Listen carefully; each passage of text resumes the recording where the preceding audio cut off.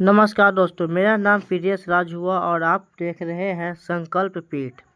दोस्तों, आज हम पढ़ने वाले हैं संसाधन।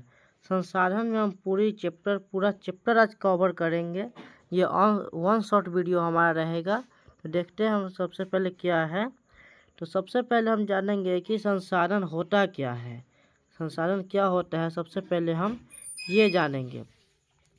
तो सीधे सा ये बात है कि हमारी आवश्यकता के अनुसार जो भी वस्तुएं हैं वे सारी संसाधन कहलाती है।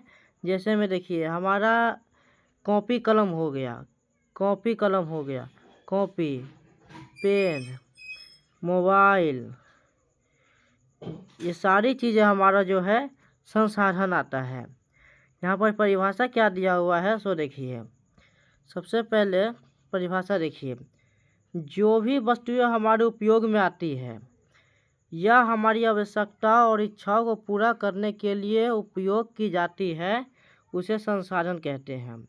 हमारे पर्यावरण में उपलब्ध हर वह वस्तु संसाधन है जिसका उपयोग हम अपनी आवश्यकताओं को पूरा करने के लिए करते हैं, बशर्ते वह तकनीकी रूप से सुलभ और आर्थिक रूप से व्यवहारिक हो।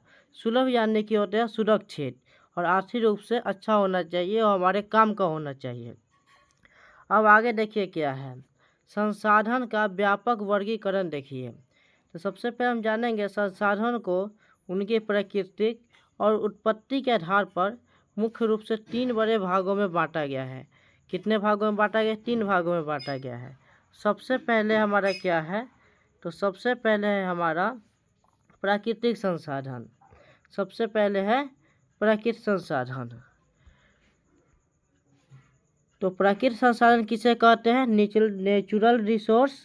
जो संसाधन हमें सीधे प्रकृति से प्राप्त होते हैं और जिनमें अधिक संशोधन या बदलाव बिना किए हम उपयोग उसका कर सकते हैं।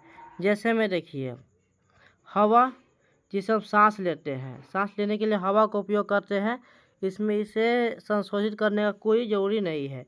जल, नदियों या तालाबों का पानी, या घर में पीने के लिए हम नल या कल का पानी इस्तेमाल करते हैं, चापाकल का पानी, उसे फिल्टर करने की कोई ज़रूरी नहीं है। मिट्टी जिस पर हम रहते हैं, प्राकृतिक वनस्पति, पेड़ पौधे, खनिज इत्यादि, ये सारे हमारे प्राकृतिक संसाधन हैं जो हमें प्रकृति से प्राप्त होते हैं, सीधे उपयोग कर सकते हैं। आगे देखिए क्या है, मानव निर्मित संसाधन।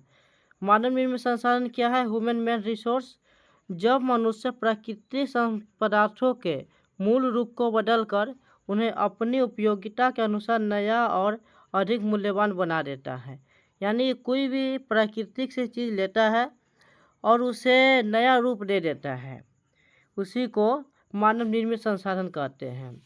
आगे क्या है सो देखिए,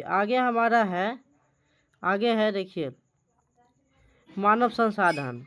मानव संसाधन क्या है सो देखिए, स्वयं मनुष्य ही इस पृथ्वी का सबसे बड़ा और महत्वपूर्ण संसाधन है। लोगों की संख्या, उनकी शारीरिक क्षमता और उनका मानसिक विकास ही मानव संसाधन कहलाता है। यानी कि मनुष्य की शारीरिक क्षमता, उसके काम करने की शारीरिक क्षमता जो होता है, और मानसिक विकास यानी कि उसकी दिमाग का कौशल कितना है, वह किसी चीज़ को किस तरीके से उपयोग में लाता है, यह सबसे बड़ा संसाधन होता है। आगे देखिए क्या है, देखिए जैसे हम इसका देखिए, मनुष्य का ज्ञान, नॉलेज, कौशल यानी कि स्किल्स, क्योंकि आजकल स्किल्स का बहुत ज़्यादा क्रेज है, और स्वास्थ्य, हेल्थ ही उसे मूल्यवान और विशिष्ट संसाधन बनाता है। अगर ये 3 चीज़ आपके पास है, ज्ञान, कौशल और स्वास्थ्य, तो सर्वश्रेष्ठ संसाधन है। अब आगे देखिए, प्राकृतिक संसाधन के प्रकार नवीकरणीयता के आधार पर, इसे सम्यता के आधार पर भी कहते हैं। सम्यता के आधार पर, इसे सम्यता के आधार पर भी कहते हैं। आगे देखिए क्या है, आगे हमारा है नवीकरणीय संसाधन। वे संसाधन जिन्हें भौतिक या रासायनिक या यांत्रिक प्रक्रियाओं द्वारा नवीकृत या पुनः उत्पन्न किया जा सकता है, ये असीमित होते हैं। इनका भंडार जो है असीमित होता है, जितना ज़्यादा हम उपयोग करेंगे कभी भी ये खत्म नहीं होगा। और अगर मान लो खत्म भी हो गया तो शीघ्र समाप्त यानी कि शीघ्र तुरंत बन जाते हैं। इसका जैसे में देखिए क्या है, सौर ऊर्जा। अभी हम सौर ऊर्जा लिए, सनलाइट, पवन ऊर्जा, जल, वन या वन्य जीव।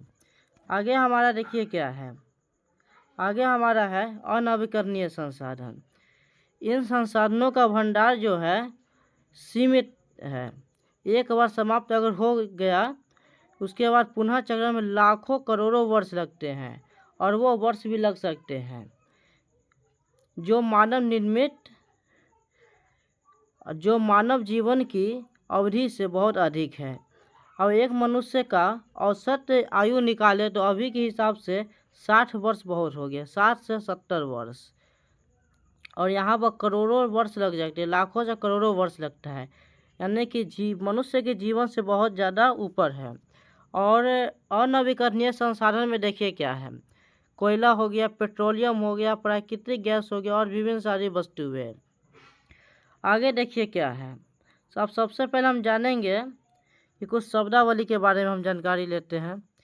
कुछ शब्दावली देखिए क्या है। सबसे पहले है पेटेंट। सबसे पहले जानेंगे क्या, तो पेटेंट क्या है सो जानेंगे हम। तो इसका तात्पर्य किसी विचार या आविष्कार के किसी विशिष्ट फॉर्मूले पर केवल एक व्यक्ति या वैज्ञानिक या संस्था के एकमात्र कानूनी अधिकार से है। अगर आपने कोई भी चीज़ बनाया और अगर उसे आप पेटेंट करवा लेते हैं तो कोई दूसरा व्यक्ति यह नहीं कह सकता है कि यह मैंने बनाया है। इसी को पेटेंट कहते हैं। जैसे में देखिए यदि आपके घर का कोई पुराना घरेलू नुस्खा है जो वर्तमान में कोई आर्थिक मूल्य नहीं है उसका, कोई कहेगा कि आप घरेलू नुस्खा बता दीजिए, हम आपको 500 रुपया दे देंगे, नहीं देगा वो आपको। लेकिन यदि आप उस नुस्खे का पेटेंट करवा लेते हैं, उसके बाद कोई मेडिकल फर्म या दवाई बनाने वाली कंपनी को व्यावसायिक रूप से बाजार में बेचते हैं, तो वह बहुत बड़ा मूल्यवान आर्थिक संसाधन बन जाता है। कोई घरेलू नुस्खा को अगर हम पेटेंट करवा लेते हैं, उसके बाद मेडिकल फर्म द्वारा अगर हम बेचते हैं तो बहुत ज़्यादा हमें फ़ायदा होगा। अब क्या देखिए, प्रौद्योगिकी क्या है, किसी कार्य को करने अथवा वस्तु को बनाने में नवीनतम और वैज्ञानिक ज्ञान का व्यवहारिक और औद्योगिक स्तर पर अनुप्रयोग करना ही प्रौद्योगिकी कहलाता है। कोई भी चीज़ अगर हम बना रहे हैं तो उसका ज्ञान जो होता है कि ऐसे ऐसे ये बनेगा, उसी को प्रौद्योगिकी कहते हैं, टेक्नोलॉजी कहते हैं। आगे देखिए हमारा क्या है, देखिए मुख्य उद्देश्य क्या है तो टेक्नोलॉजी का मानव जीवन को अधिक आसान, सुलभ और सरल बनाना। समझे, कठिन से कठिन समस्या का वैज्ञानिक और तकनीकी समाधान खोजना। आगे देखिए क्या है, आगे देखिए संसाधन के मुख्य विशेषताएं क्या है। किसी भी वस्तु या पदार्थ को संसाधन का रूप लेने के लिए ये निम्नलिखित 3 गुण उसमें होना ही चाहिए। सबसे पहले उपयोगिता सबसे पहले होना ही चाहिए। अगर कोई भी चीज़ है, अगर उसका हम कोई इस्तेमाल नहीं कर रहा है तो क्या वो संसाधन कहलाएगा? नहीं कहलाएगा।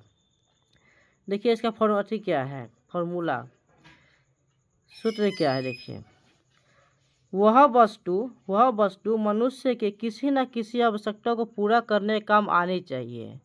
यदि कोई वस्तु उपयोगी नहीं है तो वह संसाधन नहीं कहलाएगी। कोई उपयोगी वस्तु है ही नहीं तो हम उसे संसाधन क्यों कहेंगे।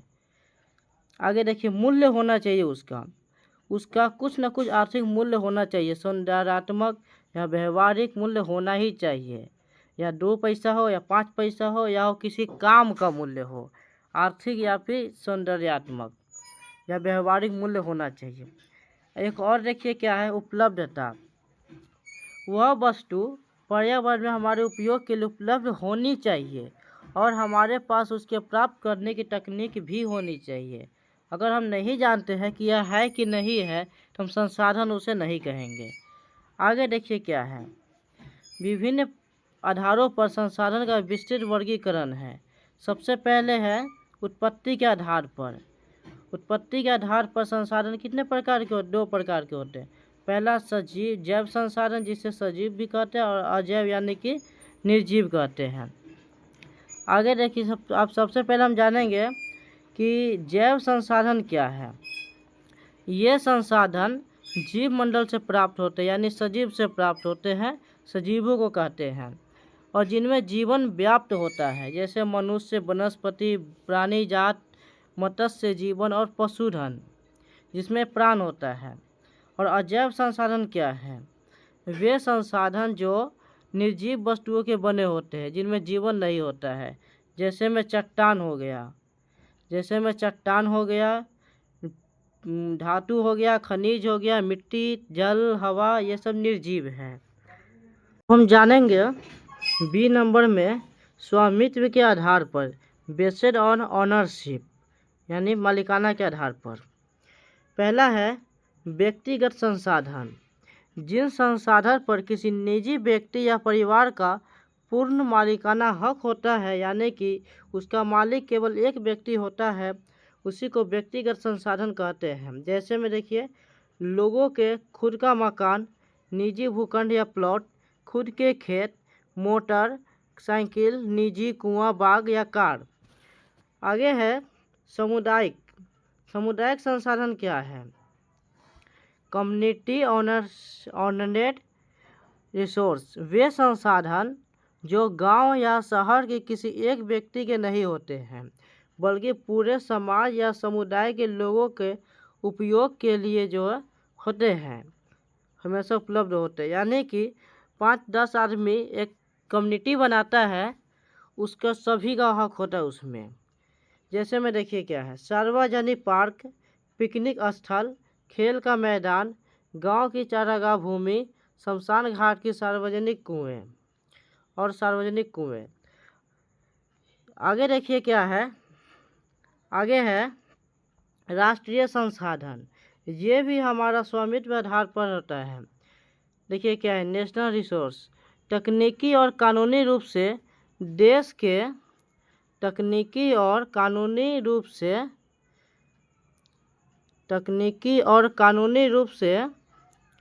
देश के राजनीतिक सीमाओं के भीतर आने वाले सभी संसाधन राष्ट्रीय संसाधन या राष्ट्रीय सरकार के नियंत्रित में होते हैं। सरकार को जनहित में निजी संपत्तियों को भी अधिग्रहित करने का अधिकार है। जैसे देश के भीतर सभी सड़कें, रेलवे लाइन, नहर, खनिज पदार्थ, जल संसाधन, जंगल, वन्य जीव और देश के समुद्री तट से 12 नॉटिकल मील यानी लगभग 22.2 किलोमीटर तक सागरीय क्षेत्र, यानी देश के बाहर भी 22.2 किलोमीटर दूर तक भी राष्ट्रीय संसाधन होता है। अब देखिए अंतर्राष्ट्रीय संसाधन, यानी देश के बाहर की बात हो रहा है। अब इन संसाधनों का नियंत्रित नियमन अंतर्राष्ट्रीय संस्थाओं द्वारा किया जाता है। किसी भी देश को इन पर सीधे अधिकार जताने की अनुमति नहीं होती है। कोई भी अपना केवल हक नहीं जता सकता है कि मेरा है, देश से बाहर की बात है। जैसे किसी भी देश की तट रेखा से 200 मील नॉटिकल मील की दूरी, अपवर्जक आर्थिक क्षेत्र से परे खुला महासागरीय क्षेत्र, इस क्षेत्र के संसाधनों का उपयोग केवल अंतर्राष्ट्रीय समझौतों के बाद ही किया जा सकता है। जब तक कि कोई समझौता नहीं होगा कि इसका इस्तेमाल करना है कि नहीं करना है, तब तक अंतर्राष्ट्रीय संसाधन का इस्तेमाल नहीं किया जा सकता है। अब सी नंबर पे देखिए क्या है, सी नंबर पर है संभाव्य संसाधन, विकास के आधार पर, बेस्ड ऑन डेवलपमेंट स्टेटस।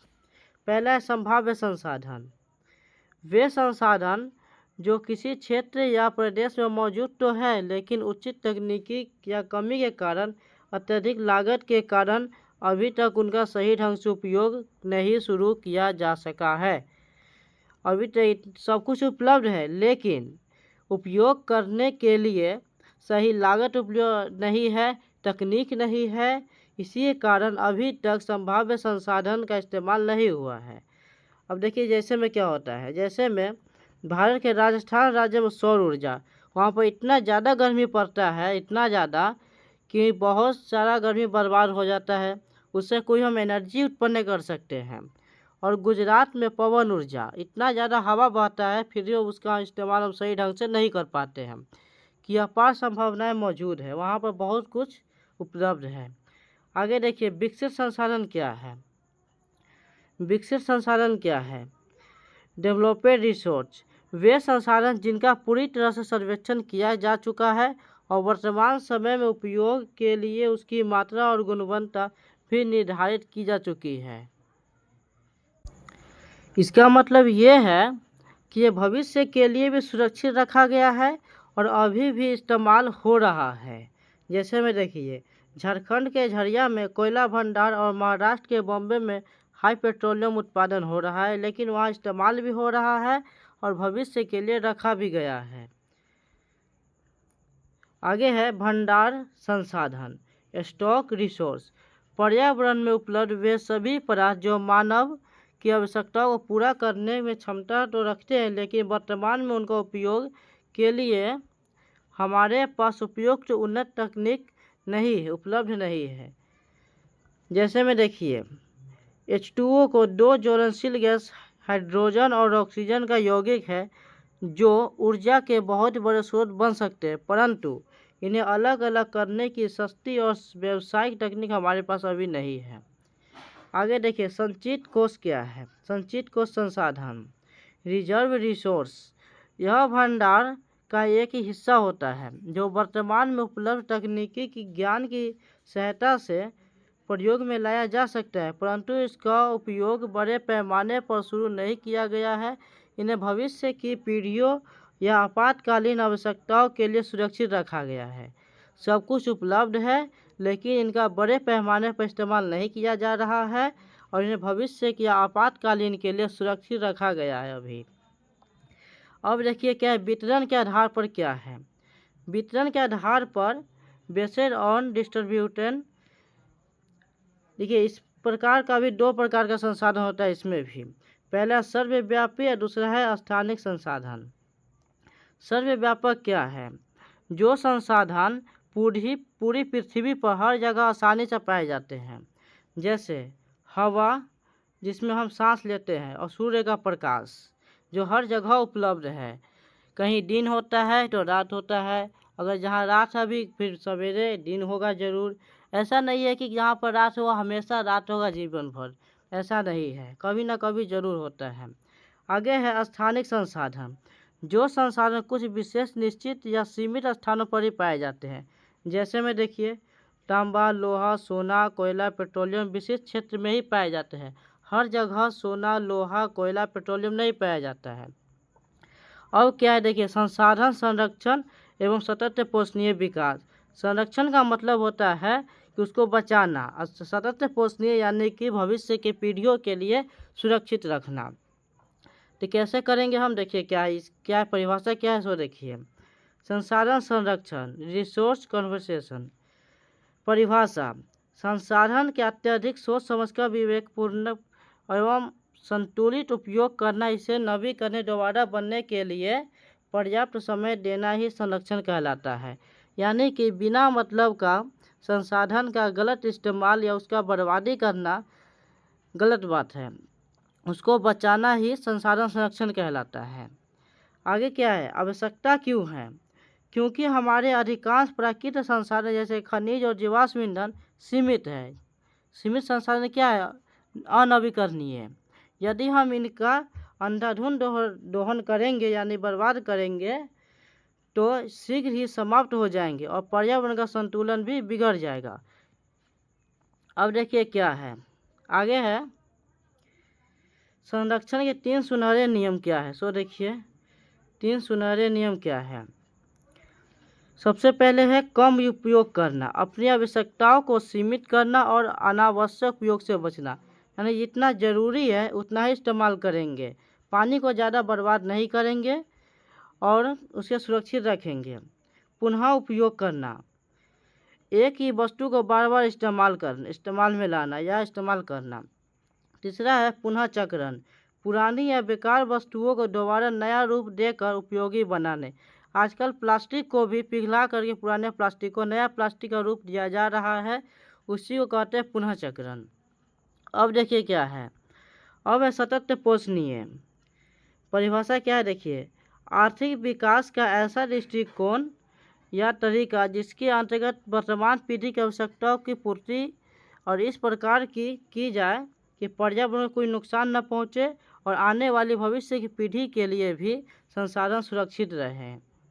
यानी कि सतत पोषणीय का मतलब है कि कोई भी संसाधन का इस्तेमाल अगर हम कर रहे हैं तो सही ढंग से करना है और उसका ऐसा करना है कि पर्यावरण पर कोई असर ना पड़े और वह भविष्य के लिए भी सुरक्षित रहे।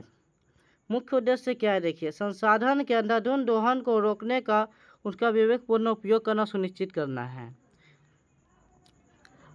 आगे देखिए क्या है, आगे है